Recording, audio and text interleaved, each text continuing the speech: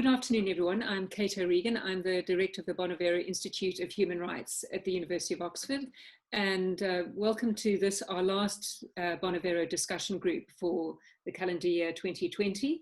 And we're really delighted to welcome today John Bowers, who's the Principal of Brasenose College, Oxford, and a distinguished practicing barrister and employment lawyer, who's going to be talking to us today about accommodating difference. How is religious freedom protected when it clashes with other rights? He's going to talk about it particularly in the context of the UK and the European Convention on Human Rights. And then we're also delighted to have one of our colleagues at the Bonavera Institute, Dr. Nazila Ghanay, who is Professor of International Human Rights Law at the University of Oxford, and who is an Associate Director of the Deputy Director at the moment of the Department of Continuing Education, and one of the key persons responsible for the delivery of the MST in International Human Rights, which is hosted by the Department of Continuing Education in Oxford. And Naz, of course, is an expert on the field of freedom of religion and belief, particularly international human rights law. So we're very much looking forward to the conversation between John and Nazila, and we hope you'll enjoy it along with us.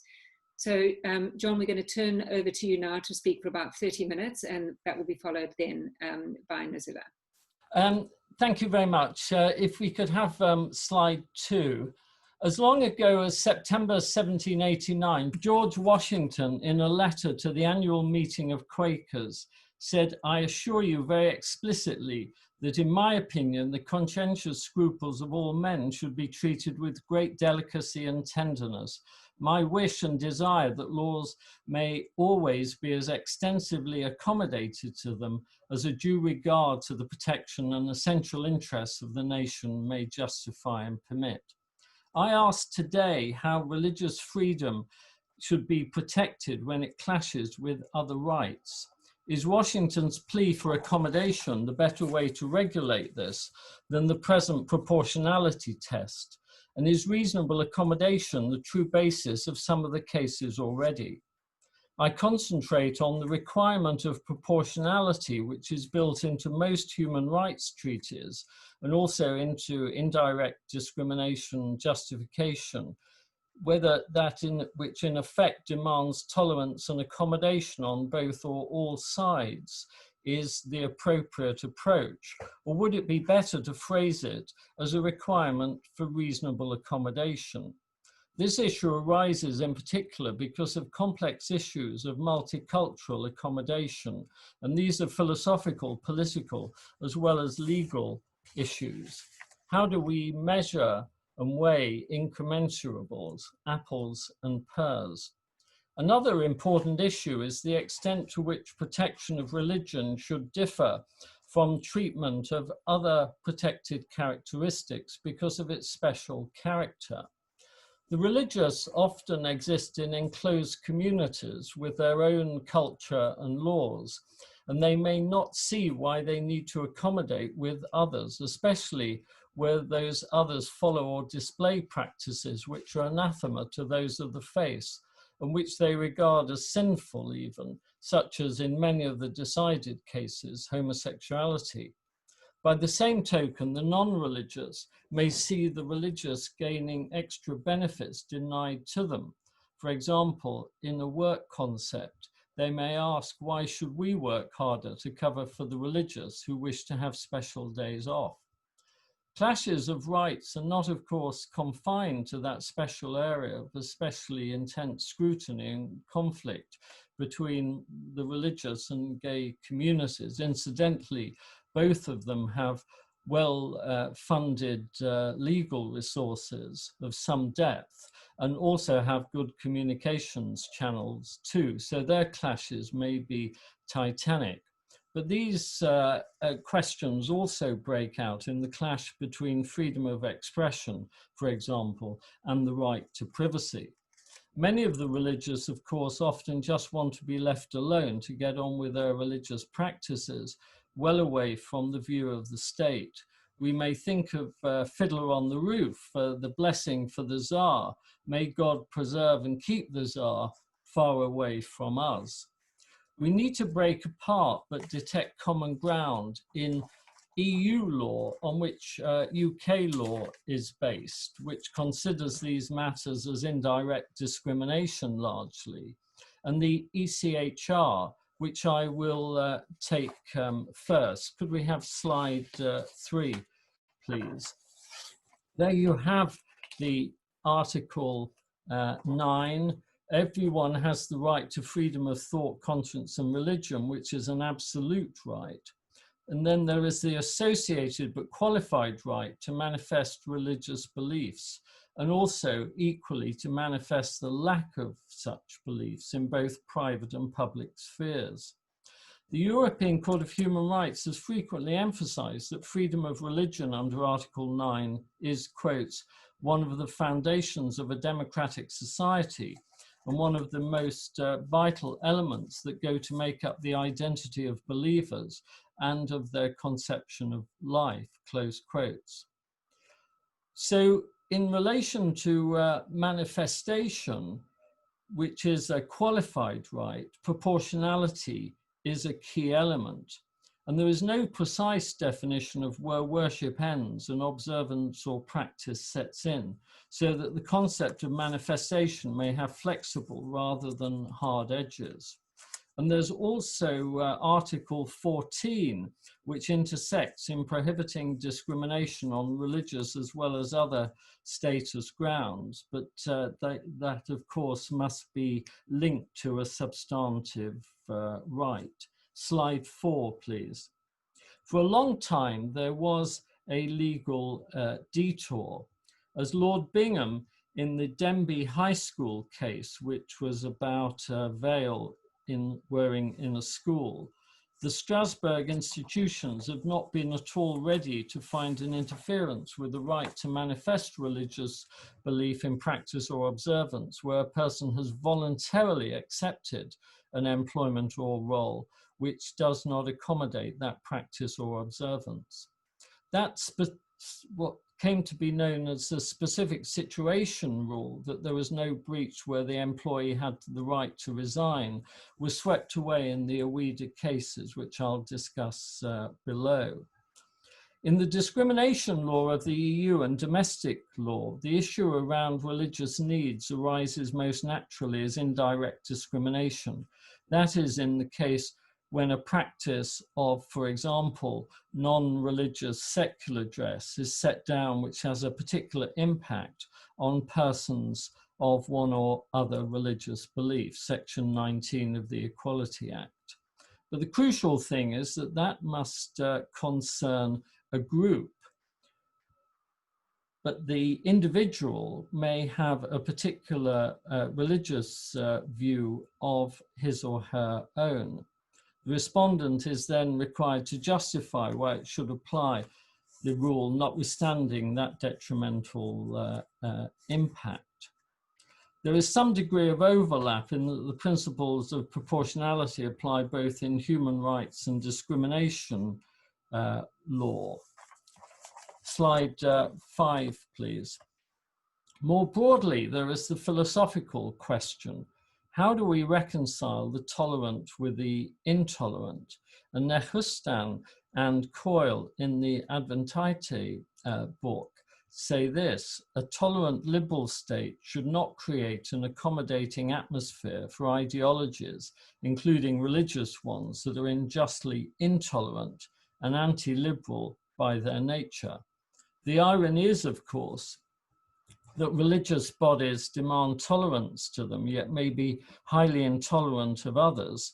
See what happens to those who leave a faith, as in the recent TV series Unorthodox about leaving the Orthodox Jewish community. Before I come to the main arguments, I'd like to deal with 3 preliminary points. Firstly, what is a religion to be protected? It must have cogency, seriousness, cohesion, and importance. I was counsel in the Employment Appeal Tribunal case of Granger and Nicholson, which dealt with the question of beliefs which would be recognized. In fact, I came second in that case to Dinah Rose, now the president of Magdalen. The explanatory notes to the Equality Act say that the law will treat as religion those faced with a, quote, clear structure and belief system. In Rigi, a family law case, the court, however, noted that, quote, some aspect of even mainstream religious belief may fall foul of public policy. Secondly, how, if at all, are the rights to religious manifestation to be tempered by the strictures of the workplace? It is often said that religious rights do not end at the door of the workplace, but they do need some modification to reflect the fact that, as the Advocate General pointed out in the Bugnai and another versus Micropole SA case in 2018, the employer buys the time of the employee so that in particular he cannot use it to proselytize in the workplace and must accept some other limitations on the basis that this is not the right time and the right place to manifest religion. Many employers will say, leave some of it at home. And the same applies, of course, to modification of freedom of speech rights. As Lord Scott of Foscott put it in the Denbigh High School case at paragraph 86, freedom to manifest one's religion does not mean that one has the right to manifest one's religion at any place and in any manner that accords with one's belief. Thirdly, another issue is the number of adherents to a particular belief that is needed to support a claim for indirect discrimination. And this was a problem for the claimants in the Owida and Liddell case. Let us consider the proportionality and reasonable accommodation principles before considering the merits of the different approaches. Proportionality originated in 19th century Prussian administrative law. It was most recently considered in Queen on the application of Z against London Borough of Hackney and Agudat Yisrael Housing Association. Slide 6, please. Proportionality aims to ensure that rights are not unnecessarily or overly restricted. It has been formulated in different ways. The general rule is to identify a legitimate aim on the part of the employer, find a rational connection between the aim and the measure, check whether there are less restrictive means, and then apply a balance. To focus the third element, a measure is necessary if there are no less restrictive means of fulfilling the goal to the same extent. The fourth requires the extent and seriousness of the right to be balanced against the importance of the conflicting interest. In Bank Mellat in 2014, the Supreme Court said, in essence, the question at step 4 is whether the impact of the rights infringement is disproportionate to the likely benefit of the impugned measure. Slide 7, please. To cite one example, in Sahin and Turkey, a religious discrimination case, the European Court of Human Rights surveyed the basis of proportionality as follows. These are the issues to be taken into account.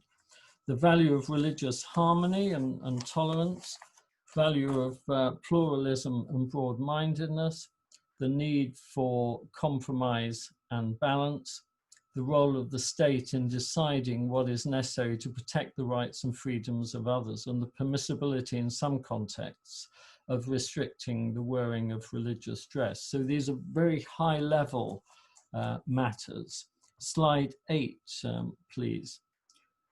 Similarly, in central Alberta, a list, non-exhaustive list, including financial costs. Now, clearly, each case is intensely fact specific. But this is a wider ranging set of criteria that might be applied in a test of reasonable accommodation. So why would one look at a concept of reasonable accommodation as being a more appropriate factor? Reasonable accommodation puts the onus on the respondent to say specifically why it cannot adjust its operations to accommodate the religious sensibilities and practices of the devout. It can be easily expressed and understood by the person in the street. It runs, "Thou shalt accommodate me if it is reasonable to expect you to do so." The issues which may be seen to require such accommodation most obviously include the areas of time off for religious observance during normal working hours, dress codes, which I won't cover, but which I've written on in the New Law Journal, and the modification of duties to observe rituals. Slide 9, please. It also deals with what may be seen as conscientious objections to matters of employment, and they may be quite common in this area. For example, refusal to perform abortion by Catholics, to wear safety helmets by Sikhs, to work on days of rest, Jews, receive or allow medical treatment, Jehovah's Witnesses, perform compulsory military service, or in extreme cases, using the internet, or as in the old days, refusal to join a union in a closed shop. Slide 10, please. As Gabriel Cesares puts it, reasonable accommodation aims at relaxing generally applicable rules in order to guarantee a more substantive equality in which the specificities of everyone are taken into account. So as an example, the Vivian Price case, a very early case in the EU, 1976, a competition by the EU to hire translators was on the first day of the Jewish holiday Shavuot. She claimed indirect discrimination. The ECJ said that European institutions must, as much as possible, accommodate the dates of religious tests to religious observance, but it couldn't guarantee it, and she lost her case. Similar cases domestically include Copsey, a Christian who didn't wish to work on a Sunday, and Mumbar and London Borough of Merton, a care home worker. One curiosity is that the cost of measures for any such special provision, and it may be high, for example, in providing special food, is available in this defense. And in fact, there have been several cases of reasonable accommodation in relation to the provision of food in prisons. Now, one can see to some extent a broad notion of reasonable accommodation operating in the minds of some judges in this area. For example, in 2007, Lord Hoffman in Denby High School said that implicit in much of the case law of the ECHR is, quotes, an expectation of accommodation, compromise, and if necessary, sacrifice in the manifestation of religious beliefs. And Lord Nichols in the corporal punishment case, Williamson and Secretary of State for Education, said that freedom to manifest belief is qualified, and in a pluralistic society, a balance has to be held between freedom to practice one's own belief and the interests of others affected by those practices. Slide 11, please. As it was put by the ECHR in Thlimanos and Greece, failure to treat different people differently is as unjust as failure to treat similarly people who are the same. This recognizes that eliminating discrimination in this area may require some positive measures of adjustment to accommodate them. The reasonable accommodation has been used in other jurisdictions. Slide 12, please. In the USA, the Civil Rights Act requires an employer to make reasonable accommodation of an employee's religious practice if it is possible to do so without imposing undue hardship on the conduct of the business. And this was a useful illustration of this is TWA and Hardison. How a reasonable accommodation principle might be seen to operate can be judged against the conjoined cases of Awida, Liddell, McFarlane, and Chaplin, which perhaps surprisingly were only the second key sets of cases on manifestation of religious beliefs to come before the ECHR. Slide 13, please. Now, slide 13, slide 13 towards the bottom looks like a Christmas quiz. It's designed to illustrate the cases. Awida is bottom left, the British Airways, McFarlane, Relate, Liddell, Islington, and Chaplin is the lady with her broken chain. The only claimant to succeed in Strasbourg was Miss Awida, whose small cross was banned from the work environment by BA in a manner that was deemed not proportionate to the circumstances. Of course, the cross was not mandated by Christianity. Could you put the next slide up, please?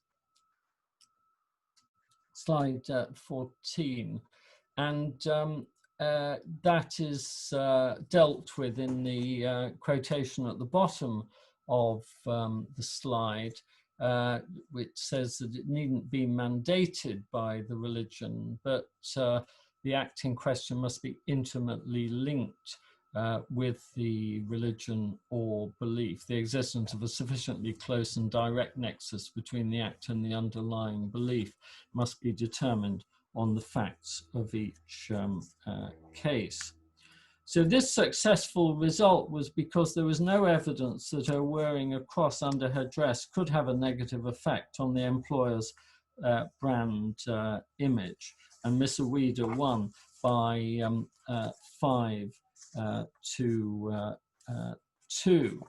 In the contrasting case of Chaplin, a Christian nurse who was requested to remove a cross she wore at work, this was held to be justified on health and safety ground because her patient might pull on it.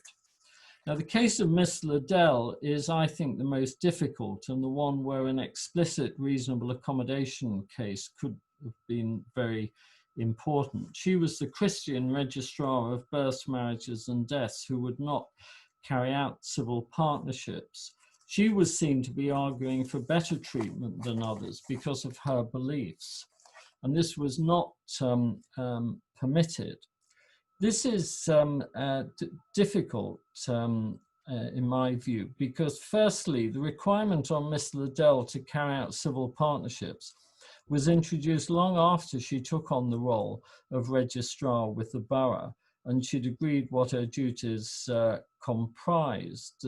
So she would have thought then that she would only be required to officiate at heterosexual ceremonies.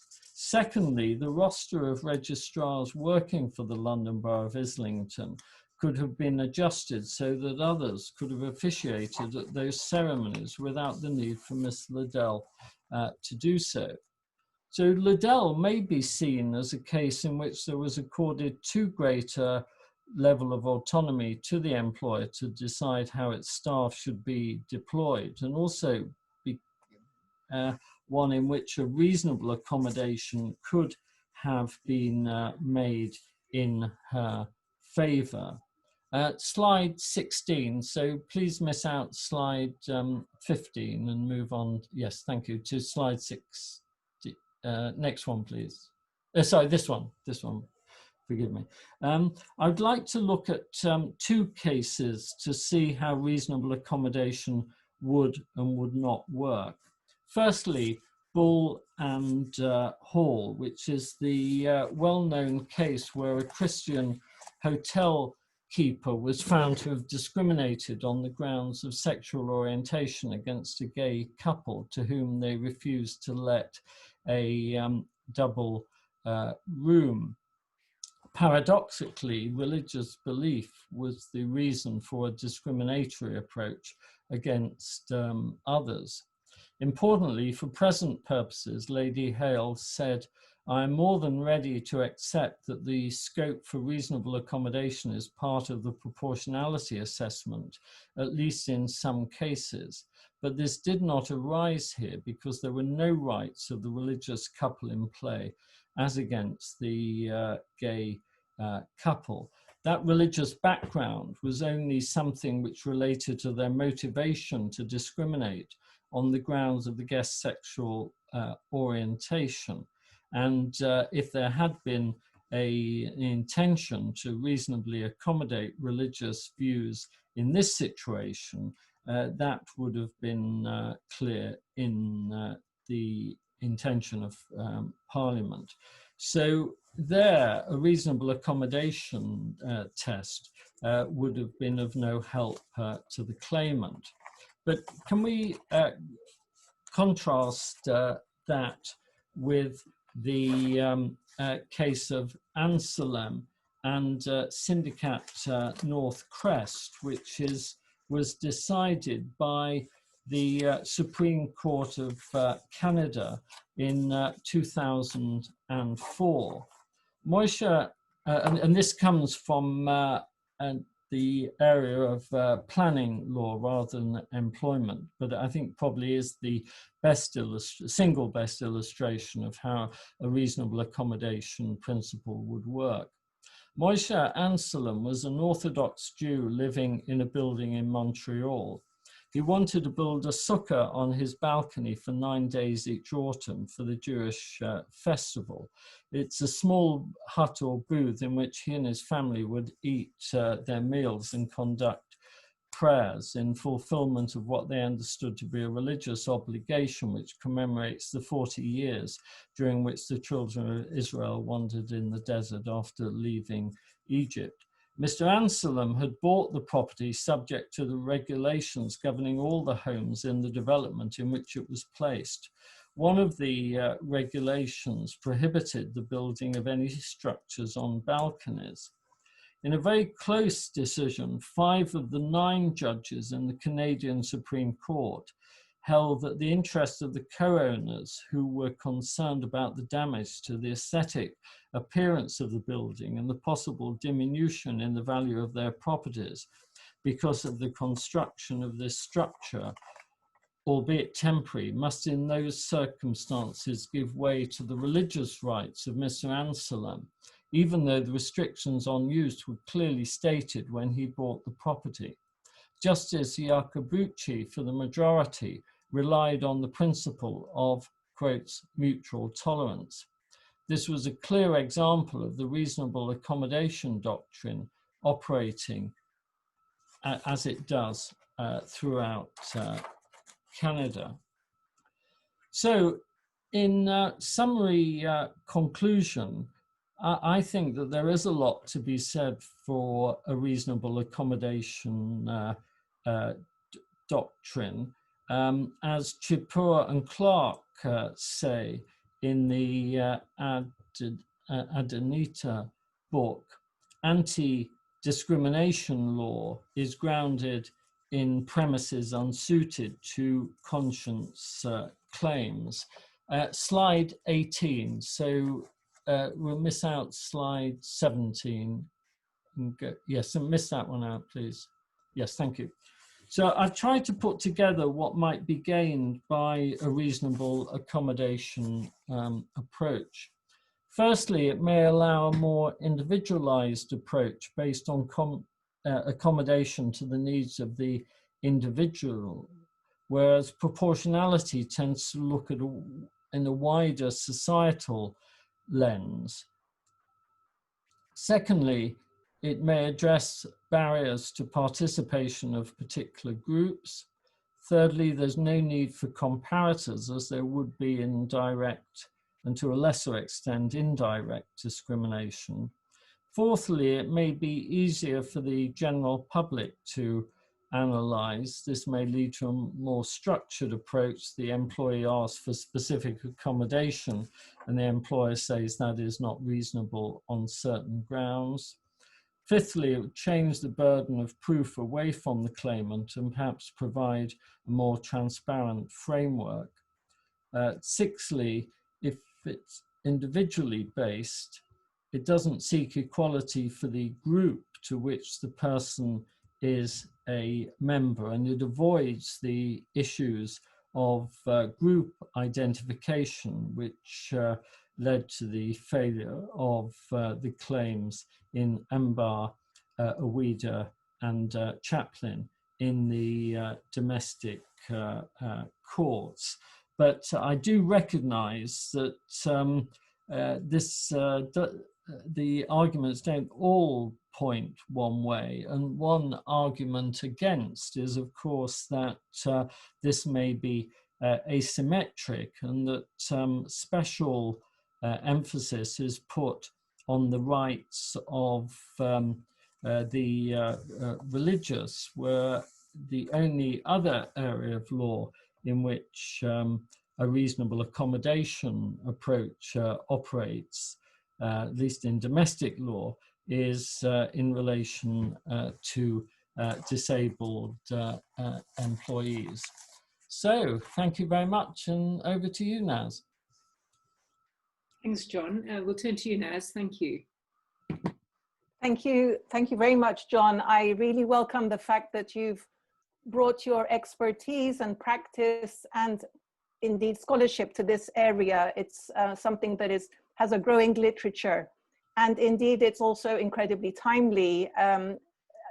Just now, the constitutionality of Bill 21, the Laïcité Act in Quebec, is being adjudicated, where government lawyers and other civil servants and even some politicians are forbidden from wearing religious symbols at work. So I will, in some of my comments, I'm going to push you beyond the employment sphere and indeed the European space, because I see in our participants list that we have a wide range of practitioners and experts in this area. So maybe it will open the ground to some of the discussions that are to follow. I will also be drawing on your paper rather than just your presentation, so please excuse me if I get more detail than is necessary. So as you've explained, of course, religious freedom is in many ways an erroneous shorthand for the freedom of thought, conscience, religion, or belief, as captured in both Article 9 of the ECHR and also in Article 18 of the ICCPR. Captured in this sense, it is clear why Handyside announced it a precious asset for atheists, agnostics, skeptics, and the unconcerned. The UN Human Rights Committee also, and we have a former member with us here, I hope Martin will speak to this and other issues too. The UN Human Rights Committee underscored in its General Comment 22 on Article 18 of the ICCPR that this right protects theistic, non-theistic, and atheistic beliefs, as well as the right not to profess any religion or belief, and emphasizes that Article 18 is not limited in its application to traditional religions or to religions and beliefs with institutional characteristics or practices analogous to those of traditional religions. So I just say this as a backdrop to our discussions about reasonable accommodation, that of course it can also relate to thoughts and matters of conscience and belief that have that cogency and seriousness, but are not religious or are not considered religious by the claimant. If I could then move on to what you spoke about just towards the end of your presentation, that you draw attention to the special characteristics of freedom of religion or belief in the paper. You suggest that it can give rise to sharply contrasting values. It can permeate every arena of life. It can impact the work pattern of others. It can lead to potentially to intensely burdensome choices and even pain. You quote Justice Sachs in that case. It can also, it's possible that the accommodation of one person or group in the arena of religion or belief can simultaneously undermine the religion or belief of others. And that indeed courts don't and shouldn't find themselves to be the arbiters of the validity of beliefs, and that there are the aspects of freedom of religion or belief that are absolute to be considered. So I wondered if you would be kind enough to stand back from, as you said, the history of this principle, that how we can borrow and import from the disabilities context the principle of reasonable accommodation, and bring it to bear in the arena of freedom of religion or belief. And, you know, are there some adjustments we need to make to it in order to helpfully benefit from it in this new context? Just to declare my own view, I think reasonable accommodation is very applicable to this area, but nevertheless, we are borrowing from one arena and applying in another, and the special characteristics of each are worth noting.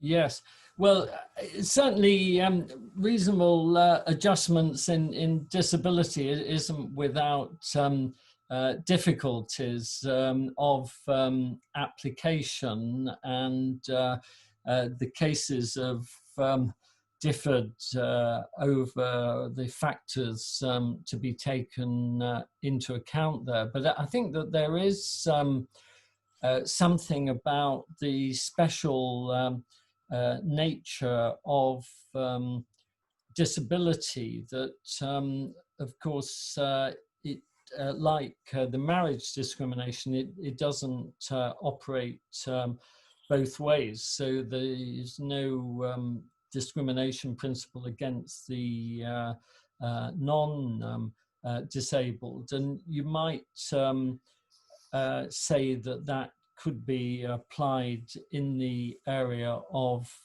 religion, that there is something special and fundamental about religion in the same way as disability. I mean, I think that the reference from Kate's former colleague, Justice Sachs, in the Constitutional Court of South Africa is worth citing, namely the court should, wherever reasonably possible, seek to avoid putting believers to extremely painful and intensely burdensome choices of either being true to their faith or else respectful of the law. I think there's a great deal in that, but of course one does have to balance in particular situations. Thank you.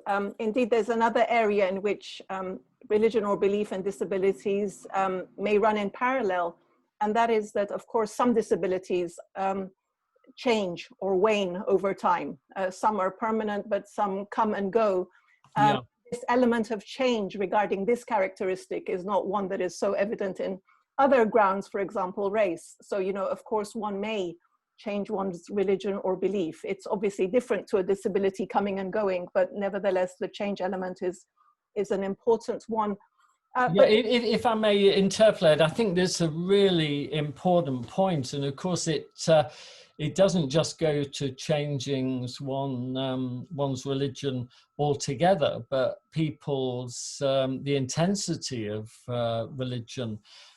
can change. And I've represented several employers who have been pained by the fact that someone who they took on as a quite secular employee suddenly takes religious faith and wants to be off praying several times a day, or wants to have Saturday or Sunday off. So you're right, it is something that changes over time. So sorry, I interrupt. No, not at all.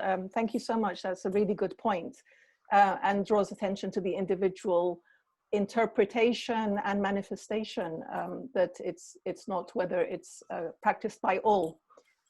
So early on in the paper, and of course in your presentation, you refer to clashing human rights, and you're really using it in two different ways. One is clash between rights. For example, people might claim that religion or belief and freedom of expression sometimes clash, but another is a clash between different sets of rights holders. And in both instances, many colleagues, and I refer to now a book we co-authored with Professor Bielefeld and Dr. Wiener, sometimes this shorthand of clash detracts from the need to maximize the enjoyment of all human rights by all rights holders where possible. And, you know, we shouldn't too readily just say, oh, it's a clash and this one has to win over the other, but that's really just a passing comment. I want to move to your question. You ask if reasonable accommodation should be the organizing principle in areas of intense scrutiny, conflict, and fierce contestation. You also observe that there is no recognition of a right to manifest a religious belief in a manner which conflicts with goals and values which society as a whole has decided are of importance, providing that the state has taken the religious views into account and has reasonably decided that other goals or rights take priority. Your point is very well taken. Obviously, manifestation of religion or belief can be limited, and indeed it should be limited in some instances. However, I think I feel slightly uneasy in this reference to, I'm not quoting you, but in general in this debate, in this reference to societal goals and values, because this can amount to a majoritarian veto on unfamiliar and minority manifestations. I'd suggest that the risk is very high that unless it is reflected carefully through the rigors of the limitations regime itself, including the need for these to be prescribed by law, necessary and necessary for example, the rights and freedoms of others, then we might too readily sacrifice it. And I'll draw attention to the scholarship of Gihan Gunatileker, who recently passed his DPhil with Kate as one of the, and Christoph being the other examiner. So, you know, for example, the Human Rights Committee has emphasized that there cannot be any discrimination in the law on which limitations are imposed. So when there are limitations, and it should be prescribed in law, that law itself must not be discriminatory.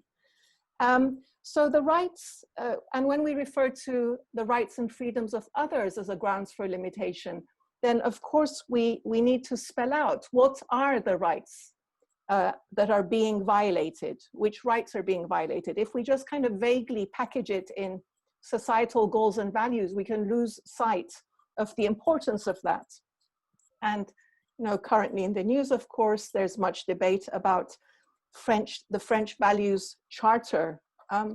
So let's move on to, so that's societal goals and values that we should be very careful, I would suggest, around that. And secondly, the reference to intense scrutiny and contestation.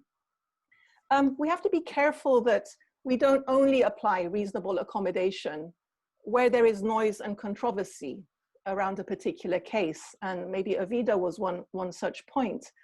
And I think your paper helps a lot in trying to ensure that we utilize reasonable accommodation in a principled way. So you refer to it as a positive duty. I think the work of Tarun in a theory of discrimination would also underscore that. but can I push you to give us greater clarity about where reasonable accommodation should apply and who the duty falls upon? Yes, certainly. I will say that I think I've gained a lot from the book that you co-authored, that you mentioned, the Bielefeld book, in masterly analysis there. Just before moving on to the main question, just going back to the majority veto, I think that is a really important point, and I think that I'm very uneasy about the approach of the European Court of Human Rights in relation to dress codes, in particular, and indeed the CJEU in relation to the veil and the hijab. I mean, I think that there is an element of majority veto there, which is not consistent with human rights and human dignity. The great difficulty claimants have had in succeeding in those cases. I think in relation to applying reasonable accommodation in a principled way, I think it is about ensuring that the reasonableness of the request is taken into account. I can only speak with experience about the employment area, and I think there's a lot of room for applying it there. But I was struck by what seemed to be a realistic approach of the Supreme Court of Canada in the Anselm case in the planning area. So I think, although I'm not an expert in it, it can be used pretty widely. Thank you. I would love to continue this discussion, but I want to give the floor to everybody else. But we do have an expert on the Canadian jurisprudence on this discussion. So Renee Marie Tremblay, I would really encourage you to give us more insights on that. And of course, maybe Martin would be kind enough to speak to some of the recent jurisprudence of the Human Rights Committee and how it gives, in many instances, greater attention to these issues than the European Court. But maybe I should stop now. Thank you, Kate. Well, thanks very much to Naz and John for a really interesting conversation. And just to remind all of those of you who are here, if you would like to put a question, please just put it into the Q&A box, which is on the bottom right-hand corner of your screen, so that we can put it to John. And I mean, I'm going to start off with a question or comment that's come from Martin Scheinen, who's our British Academy Global Professor at the Bonavero. And he says he'd like to hear the views of the panelists about this proposition. Freedom of religion does not have absolute primacy in respect of other rights when there is a collision, but it has an unusually wide absolute core to its right, particularly in terms of the European Convention on Human Rights and Article 9, as you pointed out, which makes it more likely to win in those collisions. And the wide core is reflected in the fact that in the ICCPR, he's talking about Article 18 is non-derogable as well. So it must not be reduced to the forum internum, so just the internal thought and belief process, but includes also many aspects of external manifestation. And the wide core provides an explanation why religion is a high-valued trump card amongst trump cards. So he really wants to know whether you agree with this, that that actually religion, the way it's formulated both in the International Covenant in Article 18 and in Article 9 of the European Convention, is by the scale of its kind of absolute protected core, gives it a weight whenever it comes into clash with other rights, which very often means that it will succeed. And whether you agree with that analysis and whether you have any comments on it. Yeah, I agree with it, save that I'd make two points. Firstly, the core of some religions may tend to the intolerant, particularly at the Orthodox end, and that shouldn't be allowed to trump free speech, privacy rights, and indeed rights to manifest sexuality. And secondly, there is an issue as to the core of particular beliefs and whether that is something that is worthy of respect. But I think generally it's that's correct. Naz, any thoughts on that? I just want to draw attention to the work of Caroline Roberts, who completed her PhD a year ago.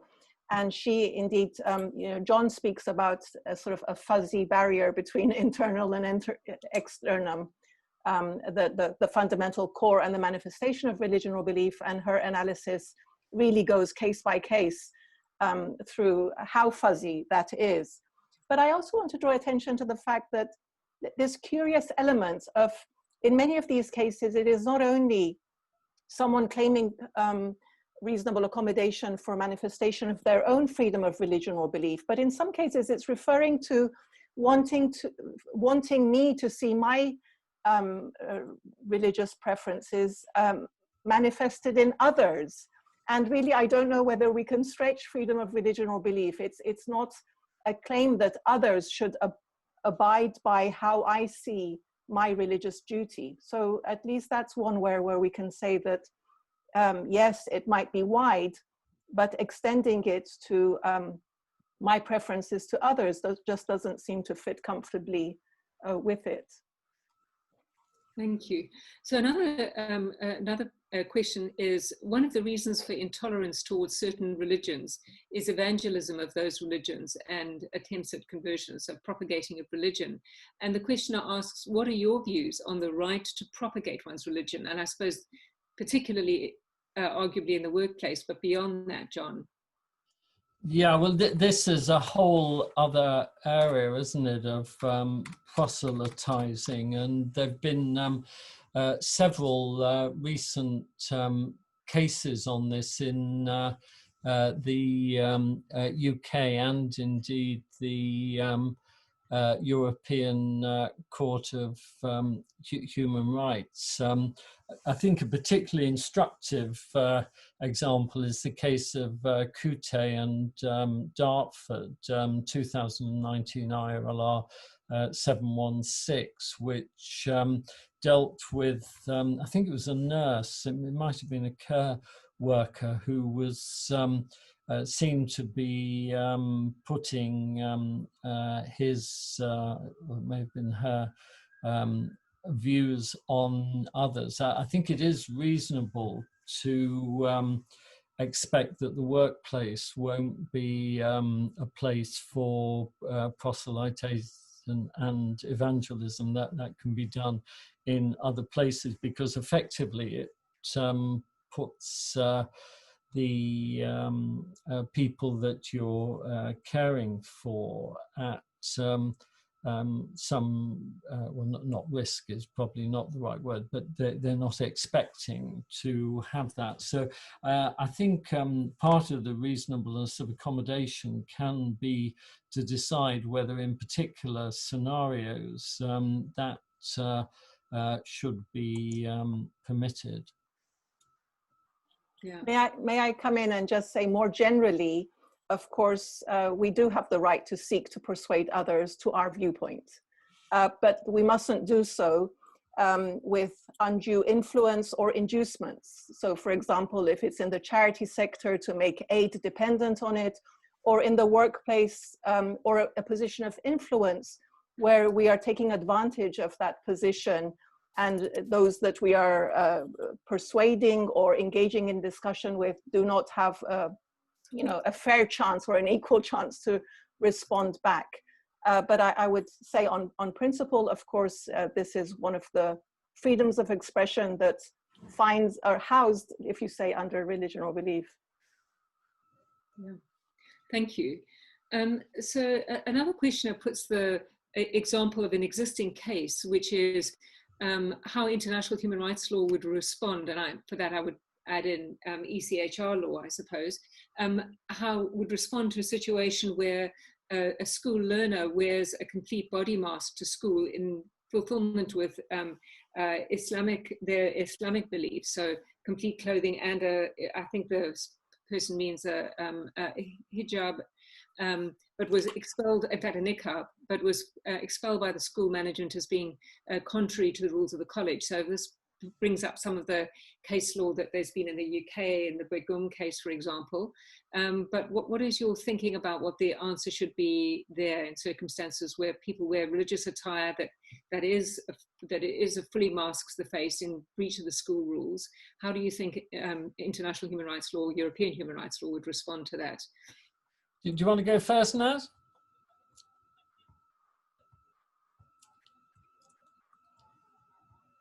Sorry about that. I was looking up the detailed name of the case. Well, I mean, there's a lot of case law on this.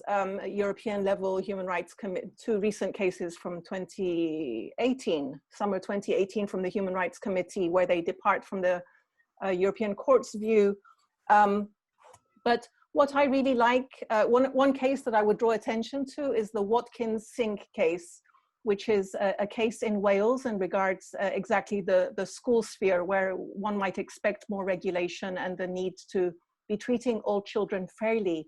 And this is a young 13-year-old Sikh girl where there's clear evidence that it's because of her own volition that she decides in her teens to start wearing the kara, the Sikh bracelet. And there's no pressure from father, brother, she's not under pressure to do so. She does so as a manifestation of her own faith. And the judge in that case, well, the school says, well, there's just a no jewelry policy, but the judgment says, this is not just jewelry, this is the perfect opportunity to explain to the school community how this is not a regular bracelet. And I just really, of course, there are exceptions to that, and I'm not suggesting that anything that one wants to wear at school just because it's on grounds of religion or belief will be upheld. But this one was a rather unintrusive, there wasn't a safety concern, and it was in its embrace of pluralism and using this as an opportunity to better get to know the others, there's not a large Sikh community in Wales. I thought that was very, very interesting point. Yeah, I mean, the leading case domestically, which does involve a school teaching assistant, is called ASMI, AZMI, and there have been a few human rights cases. I mean, I'm intensely relaxed about people wearing whatever they wish to. I think it adds to the joy and diversity of life, and we should be tolerant. However, there are circumstances, for example, I sit part-time as a judge, where you really do need to see the facial expression. Indeed, you need to be able to identify who the person is who's speaking, or in circumstances where you may need to see a person in some teaching form or hear them in a particular way. But other than that, it seems to me ridiculous that there should be restrictions on religious or really any other sort of dress. I'm perhaps making a rod for my own back in Brasenose by saying that semi-publicly, but that is my strong belief. Well, thanks to you both. So we now have a couple of questions by another British Academy Global Professor, Professor Lina Salome, who's also an academic affiliate at the Bonavero, and herself an expert in the study of religions. And she says that she finds your argument for replacing proportionality with reasonable accommodation convincing. But she does say that it may not resolve one of the problems of the discriminatory implications of religious freedom doctrine, and that when judges have to decide what is reasonable accommodation, they may often simultaneously be determining what is a reasonable religious practice, and that very often for courts in predominantly Christian Western countries might come to that question with a sort of perspective as Christianity as being the kind of core ordinary relief, and other forms of non-Christian practices as being exceptional and more likely therefore to be unreasonable. So she says just changing the legal tool from proportionality to reasonableness may not confront the problems of religion in those societies in which the kind of dominant religion is Christianity, and therefore brings to the idea of this concept of religion a sort of a particular Christian views. And she talks about the fact that that can end up discriminating against religious minorities, particularly Jews and Muslims. But my own experience, religions like Hinduism, it struggle to fit within the ordinary framing of religion as seen certainly in a kind of Christian Western view. And she also points out that she thinks that the very idea of distinguishing between internal and external forms of religion, so the forum internum and the forum external, may well itself be a kind of rather Christian kind of notion. So what is your response to that, that sort of just changing the test may not actually really address a sort of a dominant perception of coming at religion through a sort of Christian lens, which has inevitably discriminatory impacts on non-Christian forms of belief?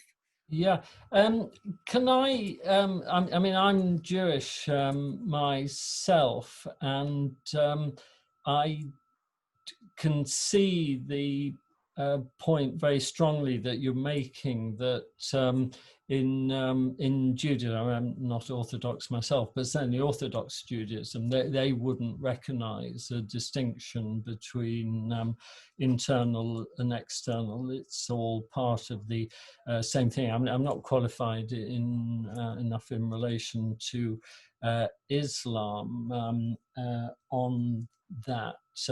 And I do agree with you that moving to a religious accommodation, reasonable accommodation principle wouldn't solve all the problems. I think where I diverge from you a bit is the notion that the court is weighing up the reasonableness of the religion. I mean, I think that they are at the margins. I mean, if you take a case like Employment Division, the case of the people who said we're members of a Native American church, and that's why we're taking psychedelic drugs, and that wasn't accepted.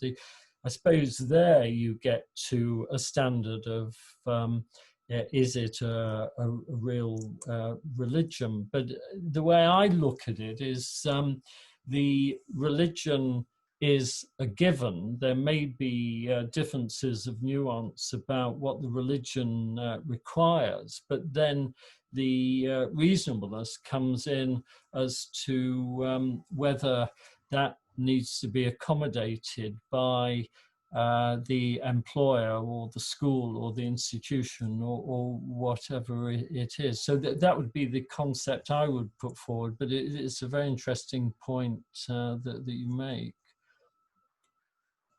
I mean, just to follow up on that, so I had to adjudicate a case in the South African Constitutional Court with my colleagues about the question of wearing a nose stud was an expression of religious belief, and the school student suggested that, or argued that it was part of her Hindu religion, even though there were a whole lot of experts before the court who said that that actually wasn't a recognized part of Hindu religion, and then again that there is very little in the way of orthodoxy. So there does seem to be something about orthodoxy and religions that have orthodoxies and religions that are actually much more sort of heterodox that seem to be missed in our concept of religion very often, and links to whether something is a reasonable practice or not.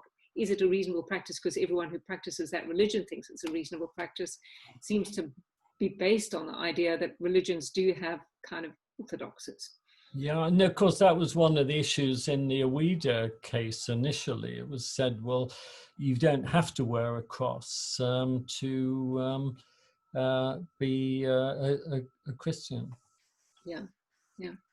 So we have another question which comes takes us to the education sector, and wondering whether one could use this argument about reasonable accommodation outside of employment and into education. And the questioner talks about the Osmangolo and Cochabas, Switzerland case, which was the case, if I remember rightly, where parents objected to their two daughters in a co-ed school being required to participate in class co-ed swimming because that was inconsistent with their beliefs. And how you would think that case, would it be appropriate to use reasonable accommodation there and generally in the field of education, and whether that would have an impact on an outcome in a case like that?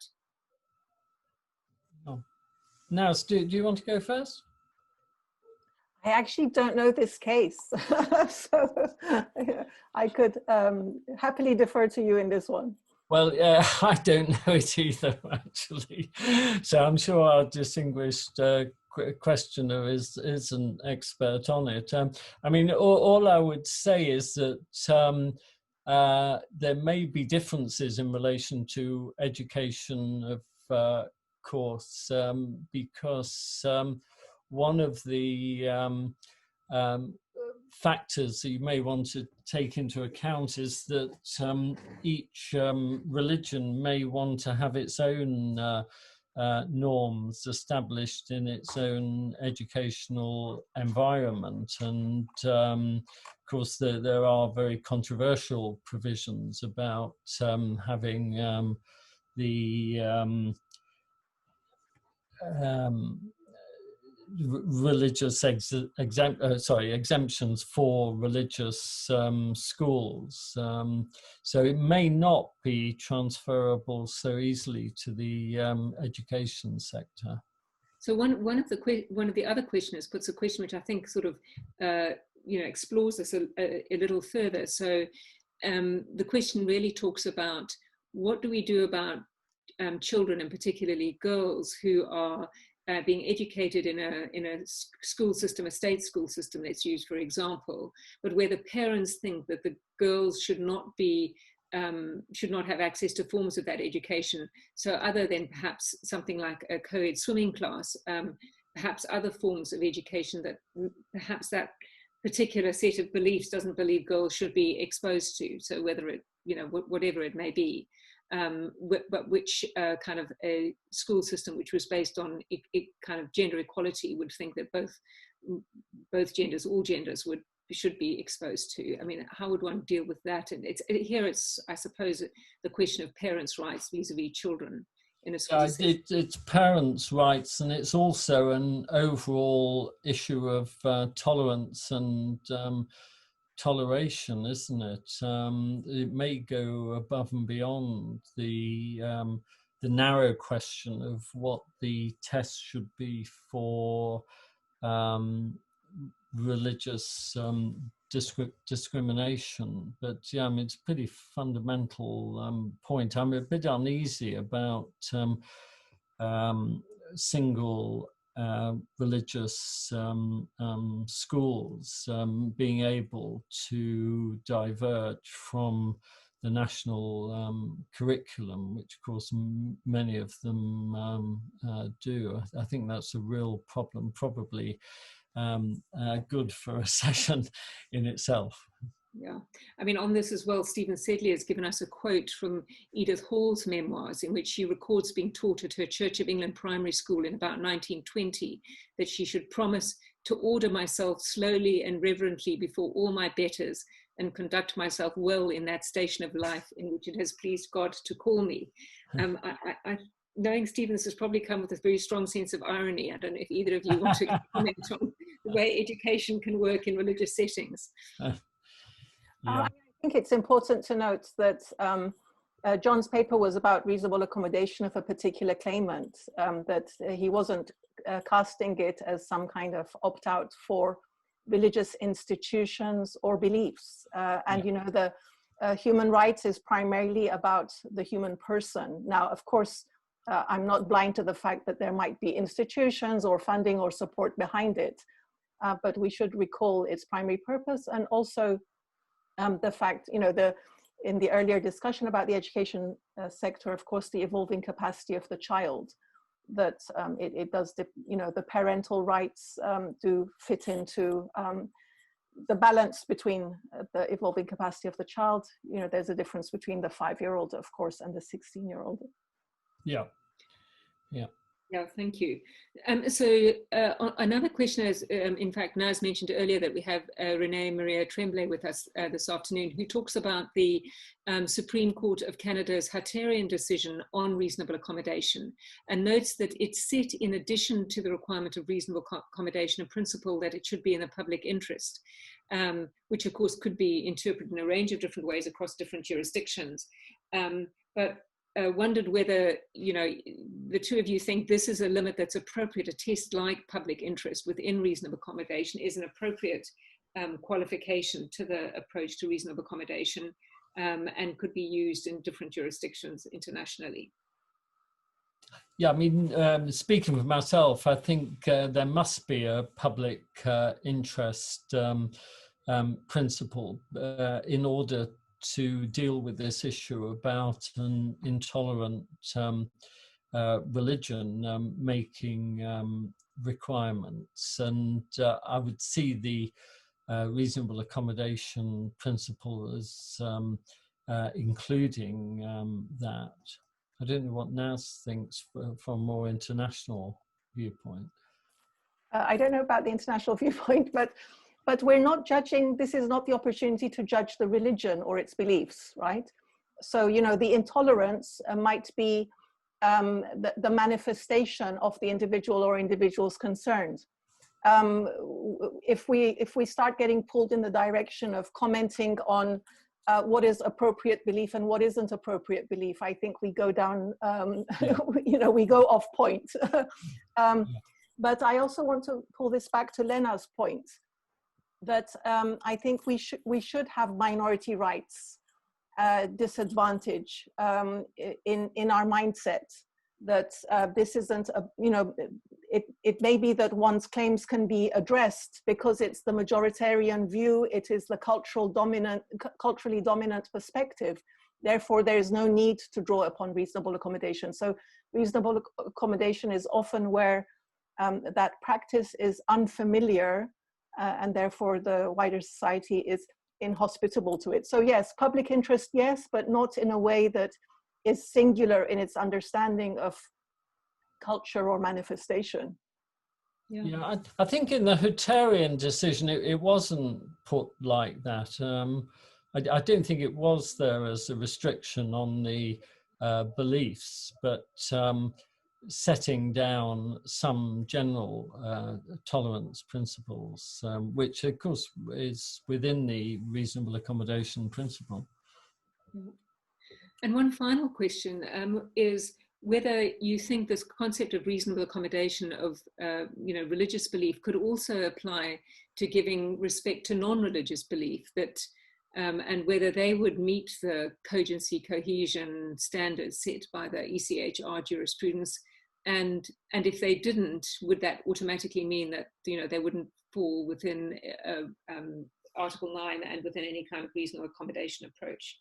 Yes, I mean, non-religious beliefs, atheism certainly would qualify as a belief under Article 9, and then you get interesting issues about toleration and accommodation by the religious of the non-religious. I did the case of De Groen, which was a Jewish, very orthodox Jewish nursery whom I was representing, who discriminated against someone who had been Orthodox but then became anti-orthodox, and that did raise those issues. So yeah, I think it's fundamental that the rights of the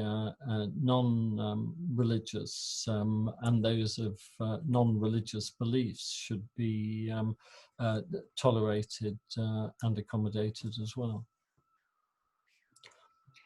Great. Well, thank you very much to both of you for a really interesting engagement and for an interesting argument, John, which I think that a lot of people have found very plausible. That's been a really good way to end our Michaelmas term Bonavero discussion groups. And to remind those of you who have attended today that we have a further event tomorrow. It's our Business and Human Rights Network discussion group, which is on the topic of can corporate law advance fundamental rights. The presenter will be Professor David Bilchitz from the University of Johannesburg and the University of Reading, and he'll be responded to by Professor John Armour from the University of Oxford and Professor Peter Moklinski, Emeritus Professor at SOAS. So that should be a very interesting conversation. We also have a full schedule of events in the Bonavero discussion group arranged for the Hillary term, and to tell those of you who are regulars at the discussion group that we have decided in the light of the ongoing public health situation to hold those online again next term. So you'll be able to get information about that both on our website and in our weekly newsletters, together with the Zoom links for those events. So please do keep an eye out for that and to participate. And to thank all of those of you who've been here today for attending and for your really interesting array of questions. Wishing everybody a good break over the winter break, and look forward to seeing you back in January. And a final thanks to John and Naz for a really good conversation. Goodbye for now. Thank you very much.